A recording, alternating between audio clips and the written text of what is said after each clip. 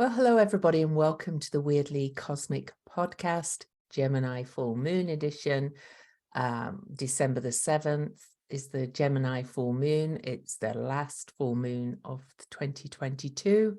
But before I dive in, first of all, I really want to thank you all for following my channel and for showing up, and for those who give me thumbs up and comments and have subscribed. If you haven't already, I hope you will subscribe below if you're listening, and maybe check the little bell to get notified when I upload new content.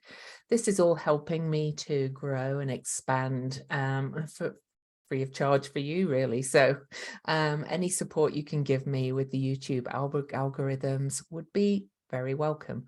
And also, before I dive in, I quickly want to say that I have a promotion going on at the moment. I'm trying to expand my Venus Enchantment community so that I can focus on the members of the community and spend a lot of time creating content and more YouTube videos and so on and so forth. And for those that join my Venus Enchantment community by the end of the year, if you stay a member through the end of September next year, you will get my renowned Venus retrograde heroine's journey class for free. That's running through from July through September, and that's going to cost $297 for anybody who joins it next year, and a year's membership for the Venus Enchantment community is $253, or you can do $23 a month, and for that you get 2 live calls a week, and you get some almost daily short videos keeping you in track with what's going on in the skies, month ahead forecasts, some tarot readings, and so on and so forth. Right, so I'm going to dive in to this full moon, and before I do show you the chart, I want to say this is the card I pulled. So this is exciting new beginnings. And you're like, what? It's a full moon. Full moons are endings, release. Well, with a release, comes an expansion of energy and new beginnings. And Gemini is very fresh energy anyway. This feels like a very new moony full moon. And so this is really inspiration, new ideas, enthusiasm, and new initiative. So that's what's coming for us on that full moon. It's a very exciting month ahead. I'm actually recording this just before the Sagittarius new moon. The whole moon cycle, which ends with the Capricorn new moon right after the solstice, is a very exciting time. Chaotic, yes. I made a video just for the Sagittarius season, looking at all signs. I'll link to that at the end of this video. But just so you know that you can watch that too for your sign.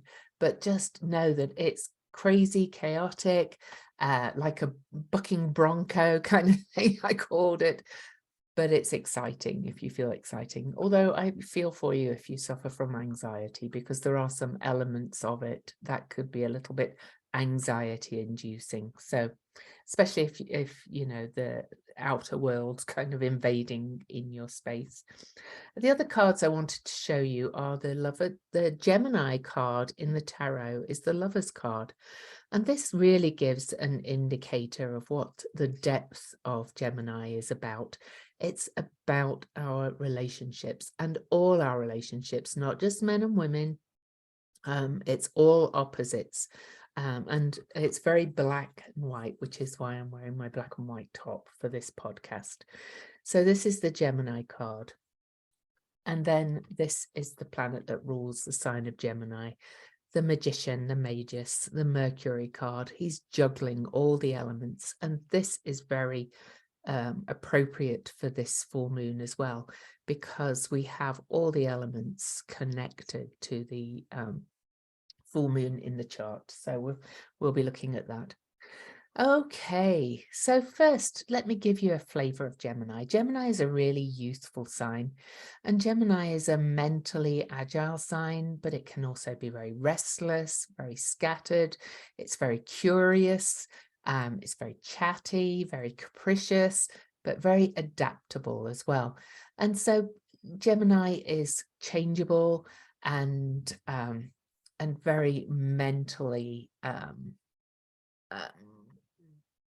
God, I can't think of my words. Anyway, Gemini is also about perception and the sharing of all connections. So taking us back to the Lovers card, okay. But it can also be quite opinionated. You know, Gemini can be quite shallow. It's very useful, as I said, and very talkative. It can be quite two-faced because it's got this mimic quality as well.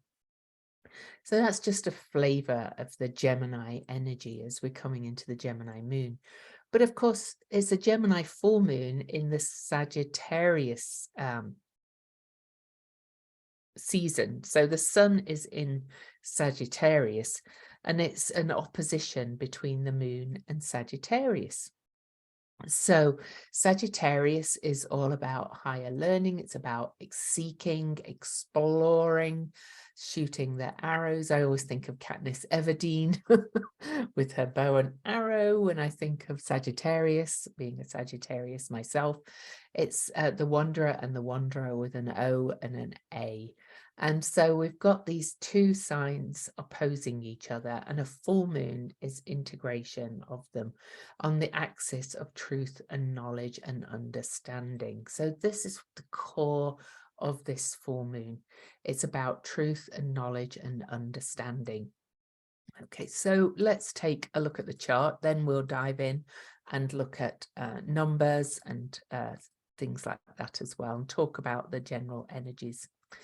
So here we are. This is on December the 7th, 2022. So it's a 6-year, it's a 7-day, it's at 16 degrees, which is also a 7. So we'll be looking at that number.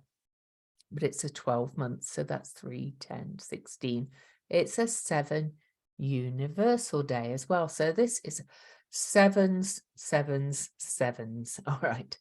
So the biggest aspects on this full moon are that the Mars is retrograde conjunct the moon. And Mars is almost at the middle of his retrograde on this full moon. He went retrograde on October the 30th, will turn direct on January the 12th. He's actually just slightly past the middle. He's exactly 8 degrees from the degree he will station direct at, which is at 8 degrees and 7 minutes. And he's stationed retrograde at 25 degrees 36 minutes. So he's slightly over halfway. But the middle point of a retrograde is usually kind of a turning point. I don't know about you, but I've found the first, where are we now? By the time of this, we'll be halfway through. But so far, at this point, as I record this on the 22nd, we're only just over 3 weeks into Mars retrograde. And I have been finding it quite interesting, shall we say. A lot of kind of verbal barbs, verbal attacks, as we really figure out who we're in community with. There's been a lot of a kind of aggression. Now, this is opposing my Sagittarius energy, but my point for that is that this is opposing the sun on this. So on this full moon, with a heightened energy already of a full moon, there may be some verbal attacks and some harsh words flying around. So you don't want to be that person, really. Okay. Mars with the moon triggered emotionally by others, lashing back out and hitting others with barbs and arrows is what comes to mind. So know that that might be going on in the world. You may find things coming at you. I already am because of my Sagittarius stellium. For example, the day I record this, I have Mars exactly opposing my sun, and somebody really attacked me on my Facebook page, and it's fine. It's fine. I can let those barbs bounce off, but just know that it's got that kind of tension with Mars there conjunct the moon, because the moon is our emotions, and Mars, it can be quite aggressive, and Mars retrograde is kind of revisiting and re-looking at its relationships, and people are going to be a little bit emotionally triggered. We know that full moon energy itself is very, very heightened anyway. ERs fill up and so on and so forth. Incidentally as well, the Sagittarius Gemini axis also connects us to journeys, Gemini being short journeys, and also connected to motor vehicles and the like. So people may not be thinking very straight when they're driving under this full moon. So anyway, you get the idea. Okay, so this full moon as well is also in what I'm going to call immutable grand square. And this is to Juno in Pisces. Juno is the partnership asteroid. So I'll talk about that as we go through. And this is Asteroid Lilith. I'm going to talk about that as well. But know that a mutable grand cross is a point of great tension. And mutable signs, there's change coming, but we've got all these 4 directions. We've got the air, the mind in Gemini. We've got Pisces, the connection with spirit and the unconscious. And then we've got Sagittarius, which is the kind of the guru, the teacher, and kind of very forward moving. And then in the earth sign, we've got Lilith, and the earth sign in Virgo, which is kind of a bit of a warrior as well, and also Mercury ruled. So we've got 2 Mercury ruled signs involved. So there may be a lot of mental agitation, but there's more reason why there's probably mental agitation, because we have Mercury, Venus, Mars, and the moon all out of bounds on the full moon. And when they're out of bounds, that means they're so far away from the ecliptic. And that means they're acting eccentrically, kind of out of character, a little bit exaggerated, not in the bounds of their usual behavior, which is why they're called out of bounds. So know that things are going to be very erratic, very crazy, very chaotic. So just be aware of that. Okay. The other thing I will be talking about a little bit is this. We've got 26 degrees. It's Pallas Athena and Black Moon Lilith opposing Pluto, in aspect to Ceres in Virgo, and I'm going to say in aspect to Jupiter, who incidentally is stationing direct on the 23rd. So as I record this, he's not direct. Between the new and full moon, in fact, we've had Jupiter and Neptune stationing direct. Jupiter on November the 23rd, Neptune on December the 3rd, just 4 days before this. So we've got a big tidal shift of change of consciousness and energy in Pisces happening before this full moon, kind of pushing this big wave of change towards the full moon, as well as for energies being out of bounds on the full moon. Okay, so wow. So anyway, I will be talking about all that in detail and what it means, but let's first look at this 7, because it's such a 7. As I said, it's a 7-day, 7 universal day, and 7 because of 16 degrees, 1 + 6 is 7.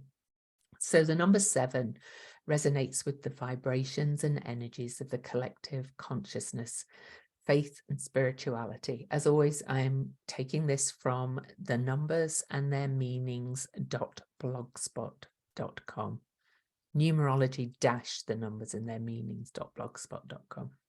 My favorite numerology site.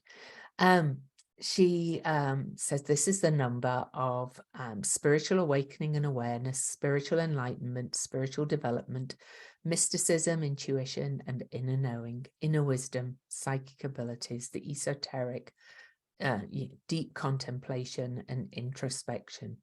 And to me, that really speaks of this, because this mutable grand cross with Mars retrograde and the personal planets all out of bounds, okay, including the moon. But Venus, Mercury, Venus, and Mars, the personal planets, out of bounds, and the moon out of bounds, is very introspective. We're rethinking our perceptions.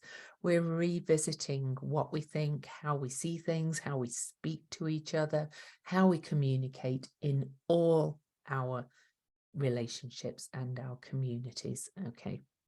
So the 7 also relates to mental analysis. So it's Mercury ruled with also, Mercury ruled Virgo, also in the mix, philosophy and the philosophical, scientific research, and so on.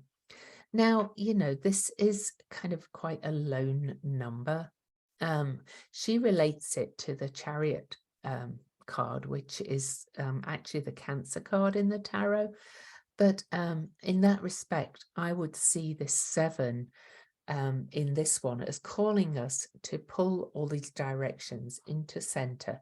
In the Chariot card, in the Thoth Tarot particularly, the rider of the chariot is in protective armor inside, with holding the world on his sacral chakra, saying, gather in your resources into center, because there's going to be a lot going on out there, and we have to go within to check out our inner knowing, inner wisdom, bring it all into center, bring in all the elements we're going to talk about astrologically, and integrate, bring it together. You think of Gemini, it's the 2 pillars.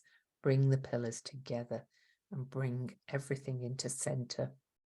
Always a good idea anyway, but Now, before we look at the astrology, I just want to tell you a little bit of information about December the 7th, because Ceres is part of that mystic rectangle I'm going to talk about, and Ceres is also known as Demeter and Persephone. December the 7th is actually called the Haloia of Demeter. It's a remembrance day of Demeter's mourning for the loss of her daughter Persephone.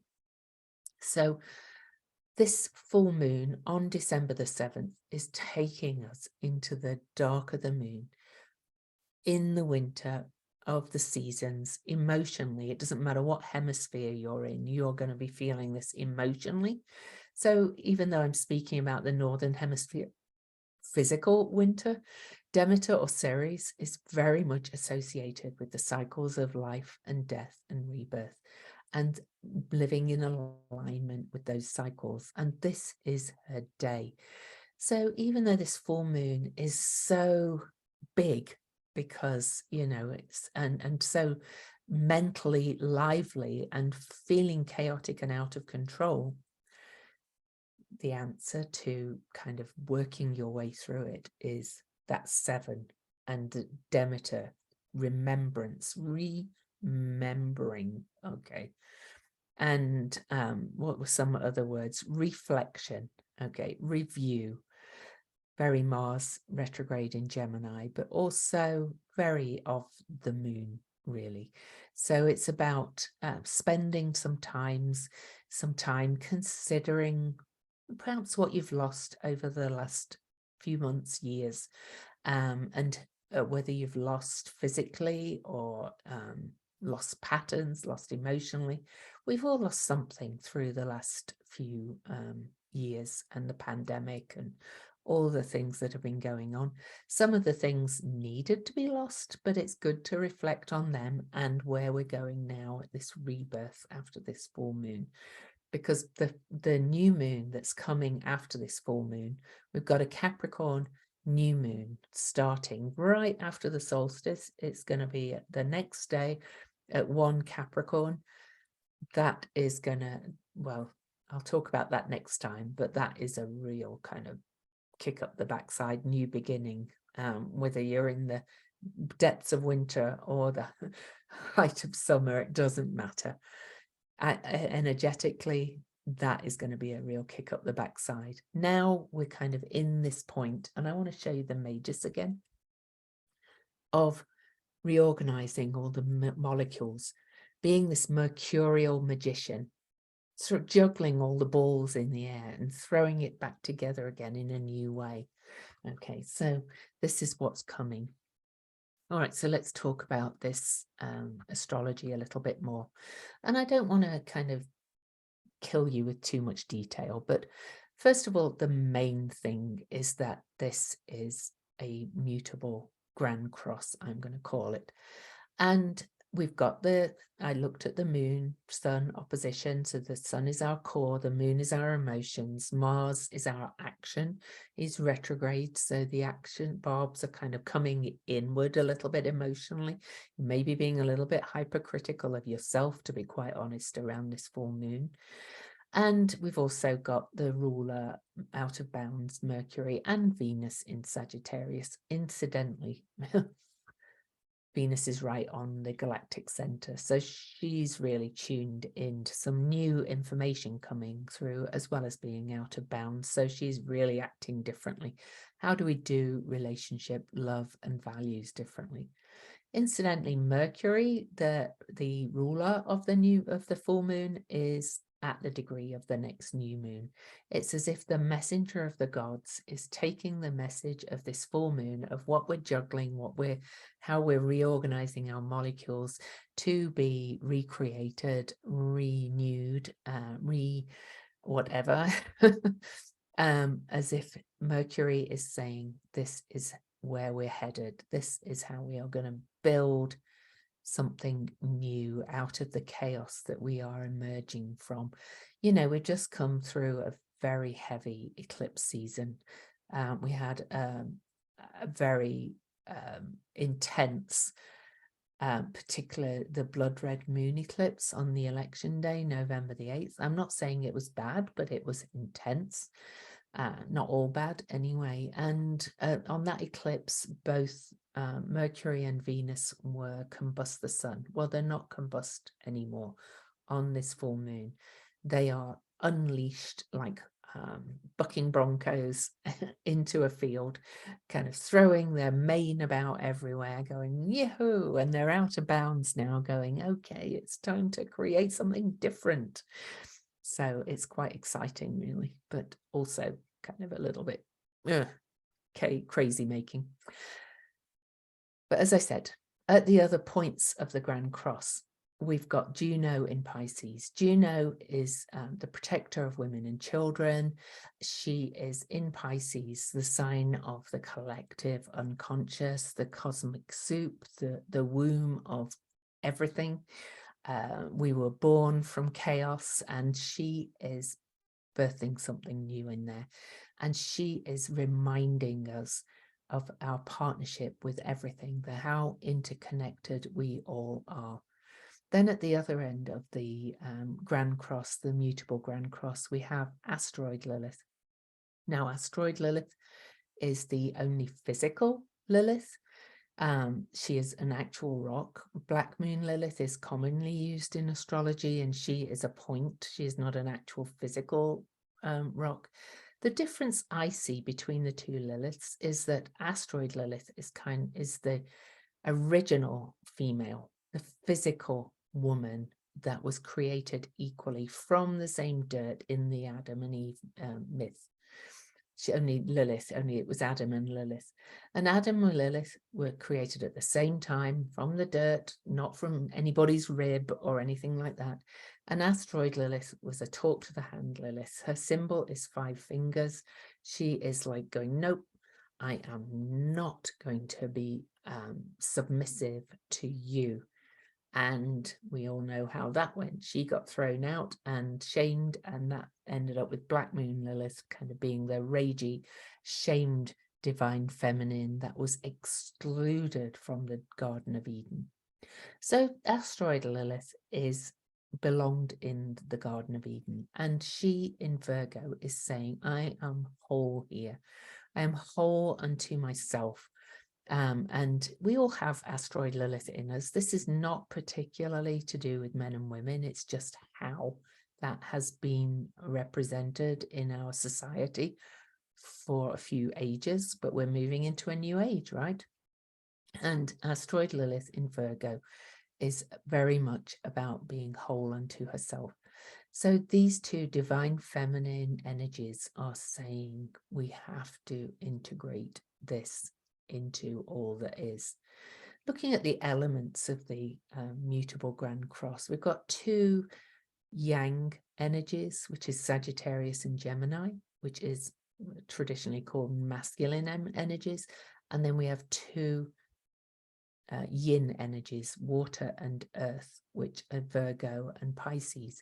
And we have to bring it all in together in community, the Lover's card. So that's the invitation of how we're rethinking, how we treat each other. Okay. Now to look at this mystic rectangle, this is bringing in Black Moon Lilith, who is kind of the ragey, wild part of ourselves, the very elemental female that has either been thrown out of Eden or ran off out of Eden because she would not be subdued. And she's kind of ragey, kind of saying, you know, I'm here, this is me, I'm really elemental, I'm not going to be shamed anymore for wanting my rightful place in the world. And she's in the sign of Cancer, which is the sign of birth, and she is conjunct Pallas Athena, who is the creative intelligence asteroid. These two have been tracking together for quite some time. But on this full moon, she's in a mystic rectangle, which sounds all beautiful, and it is a little bit more gentle than the cardinal Grand Cross or square, because it's got trines and sextiles in it, which are a bit more supportive, but it is oppositions too. There's two oppositions. So Pallas Athena, the strategist, the creative intelligence, wise owl, and Black Moon Lilith are facing off to Pluto in Capricorn. Pluto is the planet of death and rebirth. Cancer and Capricorn are in the signs of birth to death, birth, old age, death, cycle of life, but also the home and our society, the structures of our society. And Pallas Athena and Black Moon Lilith are facing up to Pluto, and Pluto is revealing more that is being destroyed in the structures of our society that are no longer working, that are no longer supportive of the entirety of our life cycles, etc. Now, the other parts of this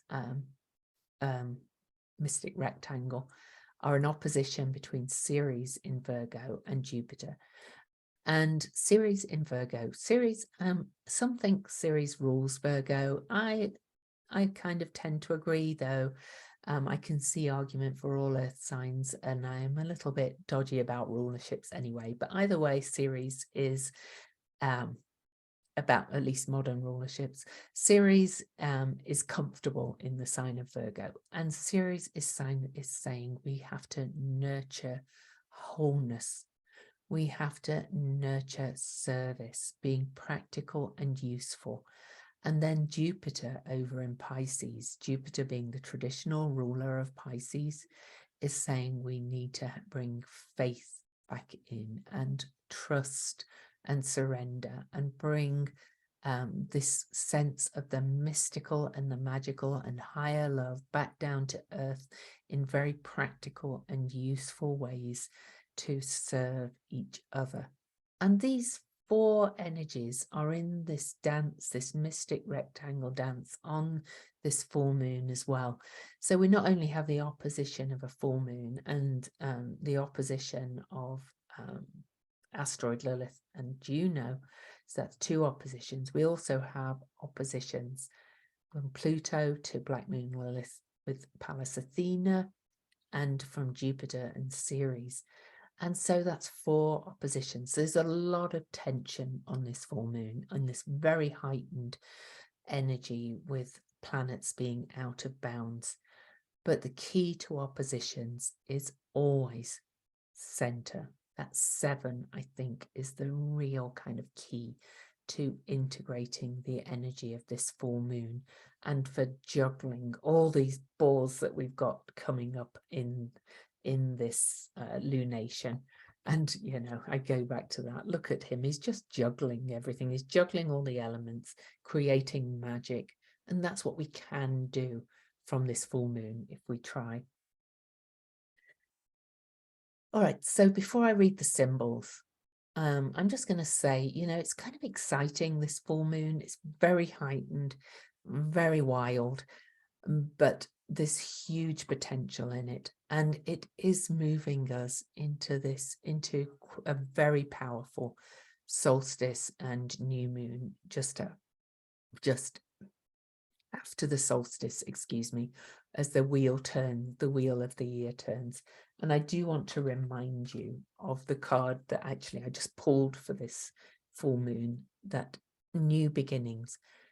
We are coming out of this time. Yes, we're still in the chaos.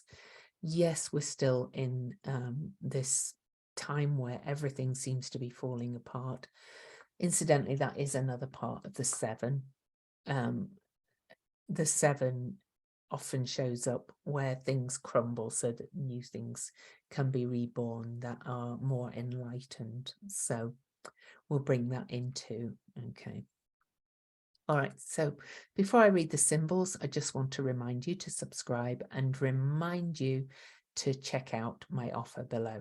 I forgot to also mention, silly me, that not only will you get my Venus Enchantment, my Venus retrograde journey class for free next summer if you become a member and stay a member through the end of the class at least. You also get entered into a drawing to win one of these. I have 2 copies of this to give away. My friend Desiree Roby, well, my new friend, she wasn't my friend until she asked me if I would endorse her book. And I said yes, and we've become friends now. My endorsements on the front. You can check out my interview with her also on my YouTube channel. But I have 2 copies to give away. And I will be doing a drawing at the end of the year for anybody who's a member of my Venus Enchantment community at the end of the year. So join the community, you'll stay in the community, you'll get the community and the Venus retrograde class, and you'll get a chance to win one of the books. So back to the symbols. Okay, so the Sabian symbol. The head of a robust youth changes into that of a mature thinker. Keynote. The transformation of physical vitality into the power to build concepts and intellectual formulations through which knowledge can be transferred. He says in this, he said, I'm not going to read all of his interpretation because sometimes it's a little bit archaic in terms of women and men. But he's talking about the process of quiet and steady metamorphosis of biological energy into mind power, which can be seen symbolically as the man way. The symbolism may seem old-fashioned today. Yes, it does. But the 2 contrasting approaches, emotions and mind, to communication of new experiences remain evident, however one wishes to symbolize them. But what he's talking really about is transformation of emotions into mind and instincts into thought. So in a way, he's actually talking about integrating them, because he's not talking about denying the emotions. He's saying, you know, take your feelings, which is the moon in this, and that very instinctive energy with Mars, and convert it into new thinking, new ways of thinking, new perceptions. And he says it's a process of mental metamorphosis. And I'm talking about Dane Rudhyar here when I say he. It's his interpretation I was reading. So that's the Sabian symbol. So we can see that, you know, we're rethinking, re-evaluating, and we're bringing our emotions into this heightened full moon. Now the Chandra symbol is a magic coin. So we come back to the magician, magic. Whoa. That has only one side. Bland realism as a complete cover-up, masquerading in whatever style and form disarms and deflects and confuses and confounds, preferring to portray yourself as plain, straightforward, and as basic as can be. The ruse is that if you consistently blow yourself up to be a commonsensical character, people shall look at you lightly, no probing. This frees up the subconscious mind to frolic impetuously, almost randomly. And if anybody ever inquired into the motivating spark behind the subconscious play and abandon, you would find a future soul discovering ways to entertain itself and keep it going, but exceedingly aware of the tides of events, awaiting the first cue to explode the personality and get on with the future for real. Now that's kind of a complex one, I think. It's, Gemini is very two-sided. I think on this symbol, it's saying this is so complex, this full moon energy. This is what it's saying to me in light of the astrology anyway, that, we're going into that 7, into the energy of spiritual enlightenment and tuning into faith and the collective unconscious and the intuition and the inner knowing through mysticism. But because it's such a complex integration that we're having to go through, we may have to kind of put on this little act, Gemini, kind of sociable butterfly. Here I am. Here's my act. I'm mimicking, copying, doing this, doing that. Well, I've got all this stuff going on inside that we're integrating. And for the 2 weeks after the full moon, before the solstice and that new moon coming up afterwards, where we're ready to drive forward, then we have to kind of put on this act so that until, what was that last phrase? We're ready to get on with the future for real. Okay. And Capricorn is very real. And Mercury is at that degree of that next new moon. So we're thinking about where we're going, but we're not ready to go there quite yet. But we're getting ready. So all in all, it's a very juggly full moon. Oh, we're going to be juggling so many elements, so many balls, so many feelings, so many thoughts, so many elements, so many parts of ourselves. It really is like we're literally kind of having all our molecules kind of reorganized. If anybody joined me on the dismemberment and rememberment journey that I did for the big lunar eclipse, you can also do a dismemberment and rememberment journey for this full moon, because literally thinking of ourselves as these elements that the magus, the magician, is juggling, we are reorganizing our molecules to create something more magic and new. So for now, thanks for listening. Thanks for being with me. Thanks always for your support. Don't forget to subscribe, give me a thumbs up, maybe even share, leave me a comment. I love your comments. I always respond. So until next time, thanks for listening.